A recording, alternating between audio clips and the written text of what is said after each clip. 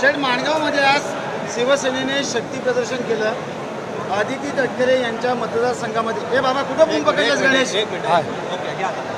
हे शक्ती प्रदर्शन नेमका कोणाला इशारा द्यायचा आणि यातनं काय साध्य करायचं? ज्याने आम्हाला परवा दिला होता इशारा त्यांचा आमचा इशारा आहे।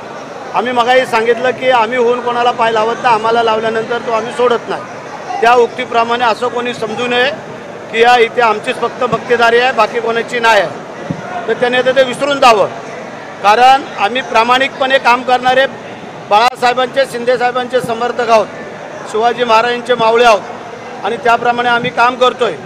परंतु ज्या वेळेला आम्हाला दुखवण्याचा प्रयत्न केला का मग आपल्याला पण समोरच्याला दुःख भोगावं लागणार, हे लक्षात ठेवा। आम्ही बाकी काय जास्त काय बोलत नाही किंवा काय चालत नाही आहे, परंतु जो आजचा पक्षप्रवेश आहे तो त्या दिवशीचा झालेला पक्षप्रवेश आणि आजचा पक्षप्रवेश त्यावेळेला तुम्ही पण त्यावेळेला असणार होता जिथं, असं मला वाटतंय। आणि आजचा आहे ह्याच्यामध्ये काय असेल ते तुम्ही समजायचं, तुम्ही सांगायचं आहे। परंतु आम्ही जे काय केलेलं आहे ते आमची जी काय जनता आमच्याबरोबर आलेली आहे त्यांची जी काय कामं असतील, अडीअडचणी असतील त्याला सामोरं जाण्याचं काम आम्ही तिन्ही आमदारांनी ठरवलेलं आहे। आणि एकनाथ शिंदेसाहेबांच्या नेतृत्वावरती विश्वास ठेवून आज ही मंडी आलेली आहे।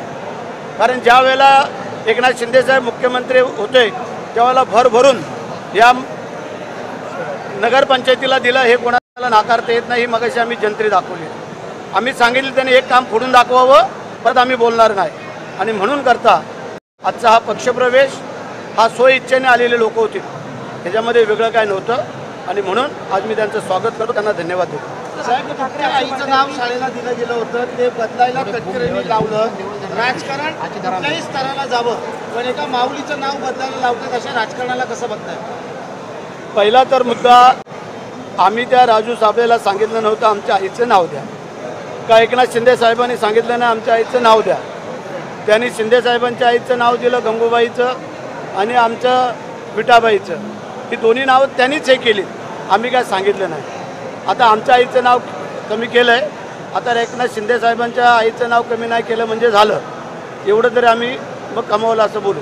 15 ऑगस्ट ध्वजारोहण आदिती करणार आहे, मात्र पालकमंत्री पदाच्या बाबतीत आपण काय अपेक्षित आहे आणि काय सांगा? आम्ही थोडं कडवड बोलतो आणि वस्तुस्थिती बोलतो, आम्ही चुकीचं बोलत नाही, बोलणार पण नाही।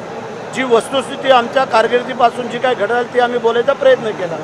मग त्यांना कसं काय वाटेल भरतशेठ पालकमंत्री व्हावा, त्यांना वाटेल ना की वेगळा कोणतरी व्हावा, त्यासाठी त्यांना लकलाभ हो।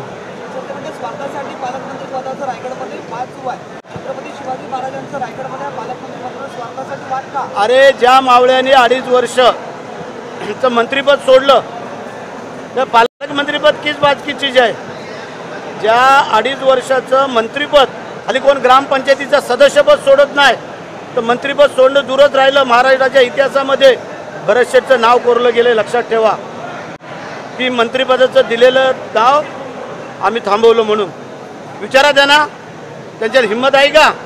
बाबा मुख्यमंत्री आणि आम्ही पण मंत्री पाहिजे, एकनाथ शिंदे साहेबांनी केलं नाही, मी मुख्यमंत्री असताना मुलाला मंत्रिपद दिलं नाही, हे थोडंसं अनुभवा। ओके सर, तुमच्या मंत्रिपदाच्या याच्या अनुभवावरनं एकनाथ शिंदेचं महायुती सरकारच्या मधलं जे वजन आहे ते कमी पडताना दिसतंय का? अजिबात नाही, वाढताना दिसतंय, कमी पडताना का दिसतंय?